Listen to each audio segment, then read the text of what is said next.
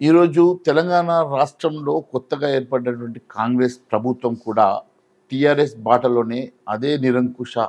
పాలన, నిర్బంధ పాలన, అప్రజాస్వామికమైనటువంటి పాలన సాగుతున్నమాట నేను మరొకసారి తెలియజేస్తా ఉన్నా. ఎందుకంటే గతంలో టీఆర్ఎస్ వాళ్ళు భూములు అమ్ముతూ ఉంటే అడ్డుపడ్డటువంటి రేవంత్ రెడ్డి గారు గతంలో మరి ఆక్షన్స్ని కానీ, కోకాపేట్ భూముల్ని కానీ, లేకుంటే హెట్రో భూముల్ని కానీ ఎన్నో భూముల్ని ఆ రోజు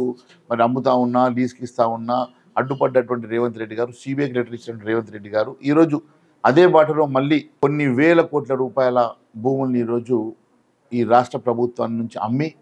సొమ్ము చేసుకునే ప్రయత్నం చేయడం అది చాలా బాధాకరం. మరి ఎట్టి పరిస్థితుల్లో కూడా ఈ భూములు అమ్మడానికి వీల్లేదని చెప్పేసి విద్యార్థులంతా కూడా సెంట్రల్ యూనివర్సిటీ విద్యార్థులంతా కూడా ఎజిటేషన్ చేస్తే వారిని నిరంకుశంగా లాఠీచార్జ్ చేసి వాళ్ళని మరి కేసులు పెట్టి అరెస్టు చేసి వాళ్ళని భౌతిక దాడులు చేసినటువంటి మరి పోలీసులు అరాచకమైనటువంటి ఈ పాలనలో మరి విద్యార్థి లోకం అంతా బగ్గుమంటున్న సమయంలో వారి పక్షాన భారతీయ జనతా పార్టీ నిలబడుతుందని తెలియజేస్తూ ఉన్నాను. ఎందుకంటే వాళ్ళు నిస్వార్థంగా ఎన్విరాన్మెంటల్ పొల్యూషన్ జరగద్దని, ఆ యూనివర్సిటీ భూములు భావి తరాలకు ఉపయోగపడాలన్న ఉద్దేశంతో వారు ప్రజాస్వామ్య యుద్ధంలో ప్రజాస్వామ్య పద్ధతిలో వారు ఎజిటేషన్ చేస్తూ ఉంటే వారి మీద ఈ రకంగా కేసులు పెట్టడం,